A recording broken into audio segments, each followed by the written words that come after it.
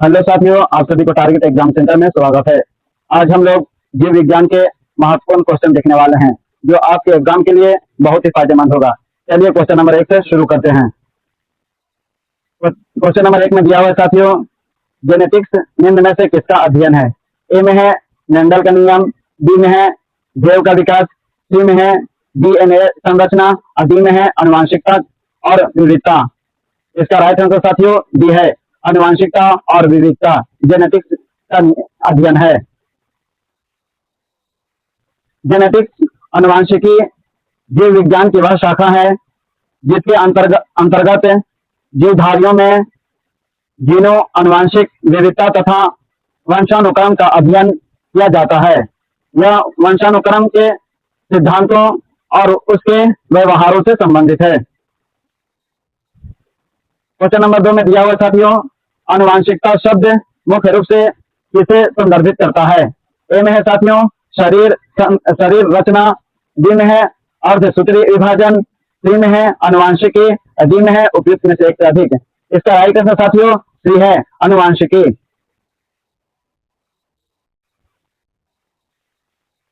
मनुष्य में लक्षणों की वंशानुगति के अध्ययन को क्या कहा जाता है? ए में है साथियों जीवाश्म विज्ञान, बी में है सरीसृप विज्ञान, सी में है वंशागति, डी में है उपयुक्त में से एक से अधिक। इसका राइट आंसर साथियों सी है, वंशागति। मनुष्य में लक्षणों के वंशागति के अध्ययन को वंशागति कहते हैं। अतः वंशागति आनुवंशिकी का आधार है। वंशागति वह प्रक्रम है जिससे जनक के लक्षण संतति में जाते हैं।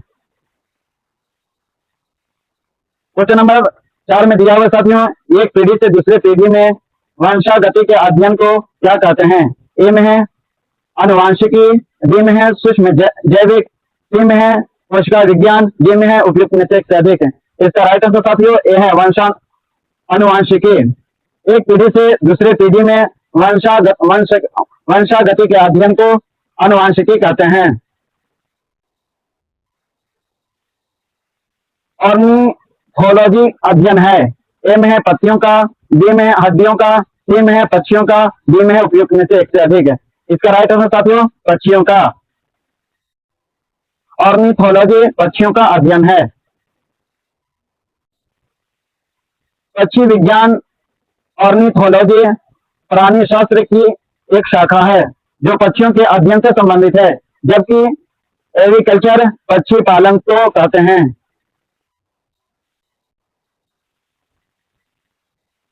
पोमोलॉजी निम्नलिखित में से किसका अध्ययन है? ए में है साथियों पत्तियों का, बी में है फलों का, सी में है फूलों का, डी में है उपयुक्त में से कोई नहीं। इसका राइट आंसर साथियों डी है, फलों का। पोमोलॉजी में फलों का अध्ययन किया जाता है। पोमोलॉजी वनस्पति विज्ञान की एक शाखा है जिसमें फलों तथा उनके कृषि का अध्ययन किया जाता है।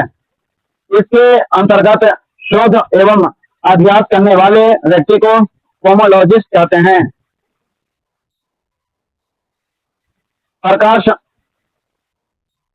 क्वेश्चन नंबर 7 में दिया हुआ साथियों, प्रकाश संश्लेषण के अध्ययन से संबंधित वनस्पति विज्ञान की शाखा है। ए में है पादप वर्गीकी, बी में है पारिस्थितिकी, सी में है पादप कार्यिकी, डी में है उपयुक्त में से एक से अधिक। इसका राइट आंसर साथियों सी है, पादप कार्यिकी। प्राकृतिक विज्ञान की वह शाखा जो पौधों के अध्ययन से संबंधित है उसे वनस्पति विज्ञान कहा जाता है। वनस्पति विज्ञान की वह शाखा जो प्रकाश संश्लेषण के कार्य का अध्ययन करती है पादप कार्यिकी कहलाती है।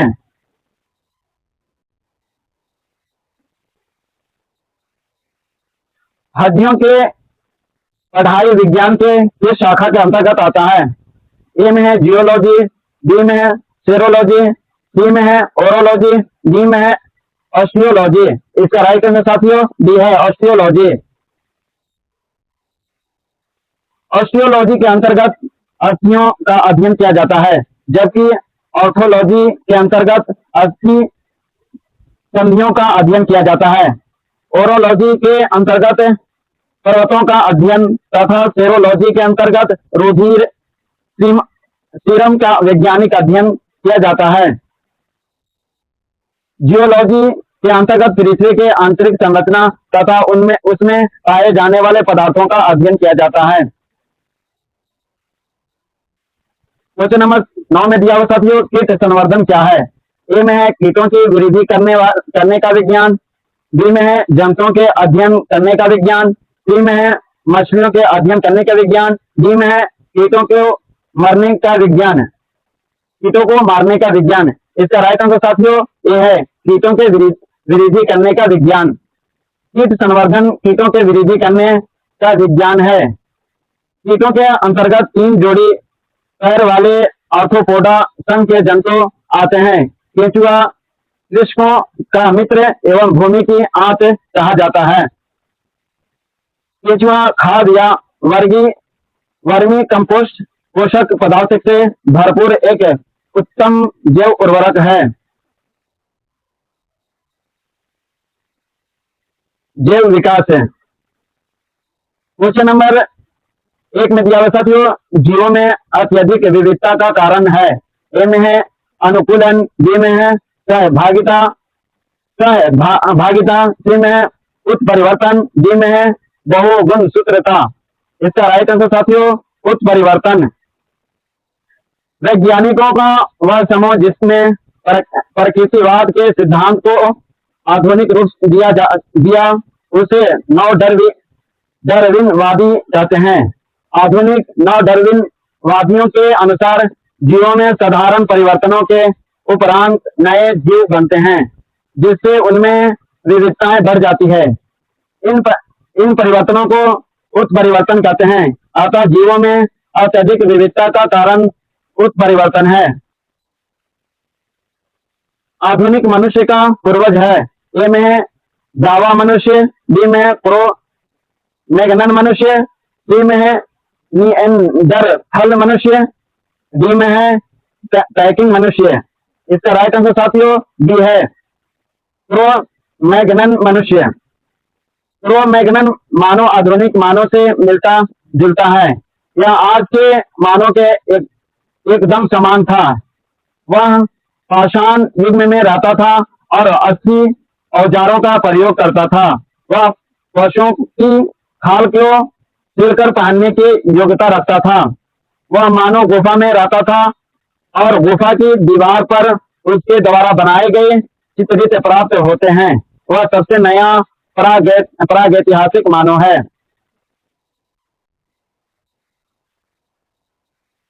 विकास का मुख्य कारक है।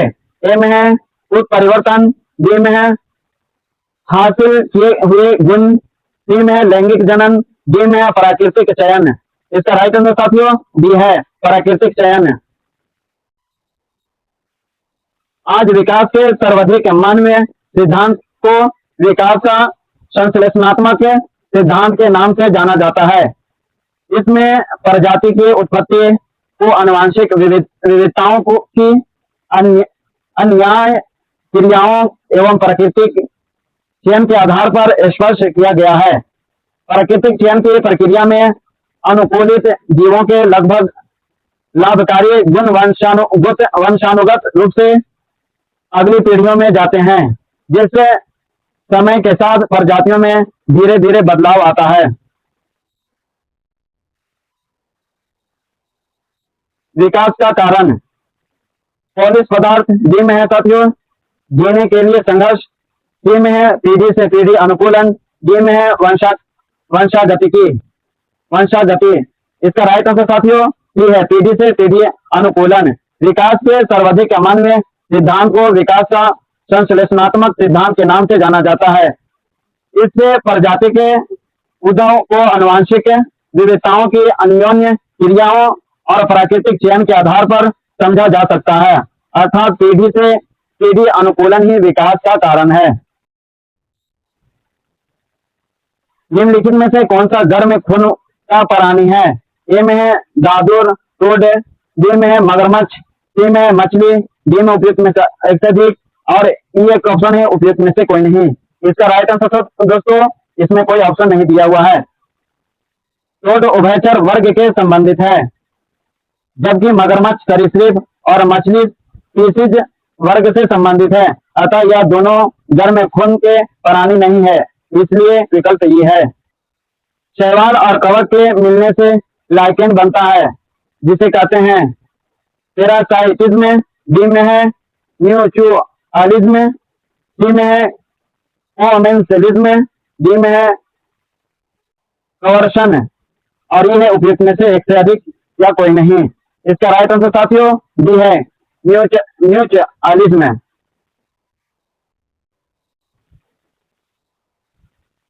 निम्न में से संवहनी पौधे को चुनिए। ए में है काई, बी में है लीवरवट, सी में है हॉर्नवट और डी में है फर्न। इसका राइट आंसर साथियों डी है फर्न। फर्न एक पुष्प रहित संवहनी पौधा है। संवहनी पौधा उन पौधों को कहा जाता है जिसमें जल और खनिजों को भूमि से पादप के विभिन्न अंगों तक ले जाने के लिए लिग्निफाइड ऊतक जैसे जाइलम एवं फ्लोएम पाए जाते हैं। माइकोराइजा संबंध है पौधे का लाभ। ए में है सुरक्षा से, बी में है भोजन से और सी में है ए और बी दोनों, और डी में है खनिजों का बढ़ा हुआ अवशोषण और रोगों से सुरक्षा। इसका राइट आंसर साथियों डी है खनिजों का बढ़ा हुआ अवशोषण और रोगों से सुरक्षा। माइकोराइजा एक सहजीवी संबंध है जो कुछ कवकों और उच्च पादपों के जड़ों के बीच बनता है। इस सहजीवी संबंध में पौधे को विशेष रूप से फास्फोरस, नाइट्रोजन एवं अन्य सूक्ष्म खनिज तत्वों के अवशोषण में वृद्धि का लगभग लाभ मिलता है। माइकोराइजा युक्त पौधों को जड़ जनित रोगों तथा कुछ हानिकारक मृदा सूक्ष्म जीवों से सुरक्षा मिलती है। स्पाइरोगाइरा निम्नलिखित में से शैवाल में से किसका एक उदाहरण है? ए में है भूरा शैवाल, बी में है लाल शैवाल, सी में है हरा शैवाल, डी में है सफेद शैवाल। इसका राइट आंसर साथियों सी है हरा शैवाल। स्पाइरोगाइरा हरे शैवाल का एक उदाहरण है। इसमें क्लोरोफिल पाया जाता है, अतः यह प्रकाश संश्लेषण के क्रिया द्वारा स्वयं अपना भोजन बनाता है। दुनिया भर में इसकी 400 से अधिक प्रजातियां हैं। स्पाइरोगाइरा को जलीय रेशम भी कहते हैं। निम्नलिखित में से शैवाल का उदाहरण है। ए में साथियों डाइटम, बी में है राइजोपस, सी में है फ्यूनेरिया, डी में है अमीबा। इसका राइट आंसर साथियों ए है डाइटम। डाइटम एक कोशिका वाले शैवाल है। ये पारदर्शी ओपनील सिलिका से बने कोशिका भित्ति वाले एकमात्र जीव है जो पृथ्वी पर पाए जाते हैं। ये प्रोटिस्टा जगत के जीव है। निम्नलिखित में से कौन सा प्राणी जगत का सबसे बड़ा संघ है? ए में है ऑर्थोपोडा, बी में है मोलस्का, सी में है टेनोफोरा और डी में है प्लेटिहेल्मिन्थेस। इसका राइट आंसर साथियों ए है ऑर्थोपोडा। संघ ऑर्थोपोडा प्राणी जगत का सबसे बड़ा संघ है। पृथ्वी पर पाई जाने वाली सभी प्रजातियों में लगभग 2/3 प्रजातियां ऑर्थोपोडा संघ के अंतर्गत आती है। संघ इकाइनोडर्मेटा के लिए वाक्य सत्य है। ए में है त्रिस्तरीय है और इनमें सिलिमिक गुहा होती है। बी में है इनमें विशिष्ट जल संवहन नाल तंत्र होता है। सी में है यह विशेष रूप से युक्त जीवी समुद्री जंतु है। डी में है उपयुक्त में से एक से अधिक है। इसका राइट आंसर साथियों डी है उपयुक्त में से एक से अधिक है। संघ इकाइनोडर्मेटा विशेष रूप से समुद्री जीव है। ये बहुकोशिकीय उपस्थिति जीव है जिनमें अच्छी तरह से विकसित अंग प्रणालियां होती है। अधिकांश इकाइनोडर्म का आकार तारे जैसा होता है तथा ये बेलनाकार होते हैं। ये डिप्लोप्लास्टिक होते हैं तथा इनमें सिलिमिक गुहा होती है।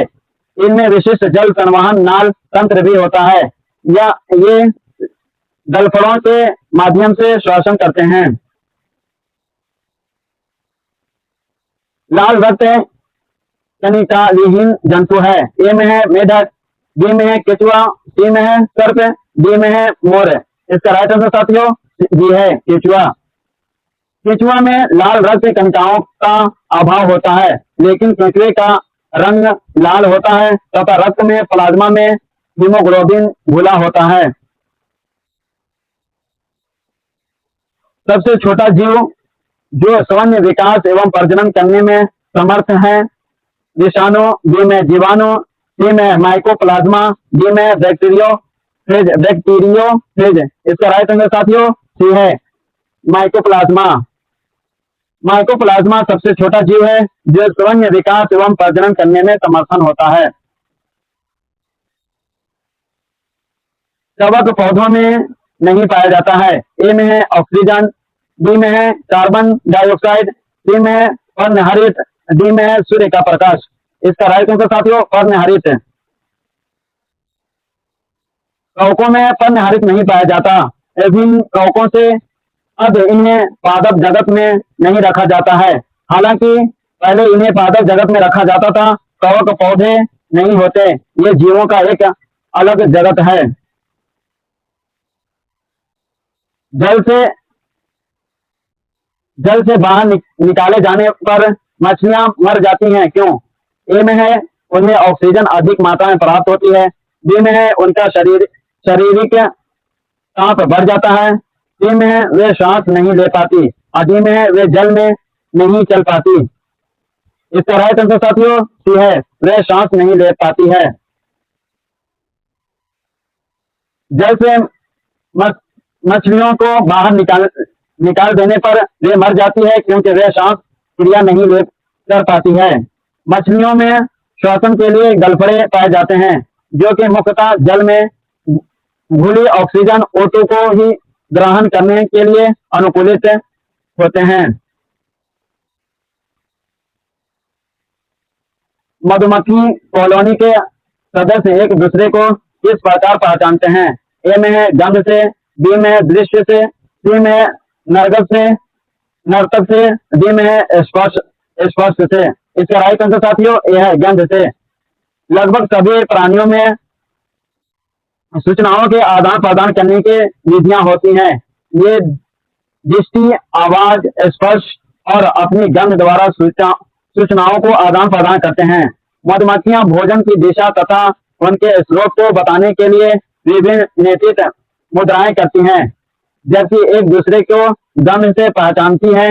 ये गंध युक्त रसायन फेरोमोन्स होते हैं। डॉल्फिन वर्गीकृत किए जाते हैं। ए में है मत्स्य में, बी में है उभयचर में, सी में है सरीसृप में, डी में है स्तनी में। इसका राइट आंसर साथियों डी है स्तनी में। डॉल्फिन स्तनपायी जलीय जीव है। डॉल्फिन के अनेक उप जातियां पाई जाती हैं। इनमें से गंगा नदी डॉल्फिन भारत की राष्ट्रीय जलीय जीव है। मेढक और टोड निम्नलिखित में से किस उभयचर के उदाहरण है? ए में है एपोडा, बी में है यूरोडेला, सी में है अनोरा, डी में है उपयुक्त में से कोई नहीं। इसका राइट आंसर साथियों सी है अनोरा। मेढक और टोड अनोरा वर्ग के उभयचर के उदाहरण है। अनोरा वर्ग की प्रमुख विशेषताएं हैं। इनमें चार पाद पाए जाते हैं। इनका छिलका पाद अगले पाद की तुलना में लंबा व मजबूत होता है, जिससे उन्हें छलांग लगाने में सहायता मिलती है।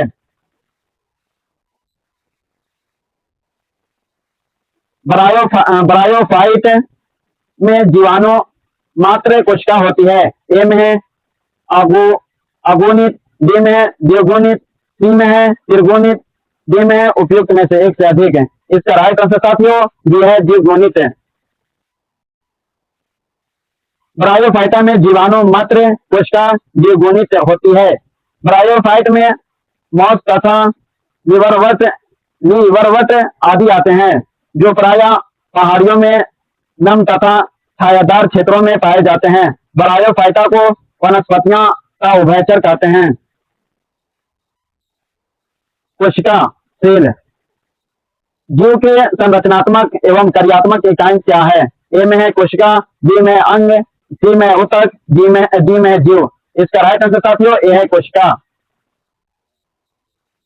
कोशिका जीव की सबसे छोटी संरचनात्मक और कार्यात्मक इकाई है, जो स्वतंत्र रूप से जीवन की सभी क्रियाओं को संचालित करने में सक्षम होती है। साथियों, अगर मेरी वीडियो आप लोग को पसंद आए तो वीडियो को लाइक करें और चैनल को सब्सक्राइब करें। धन्यवाद।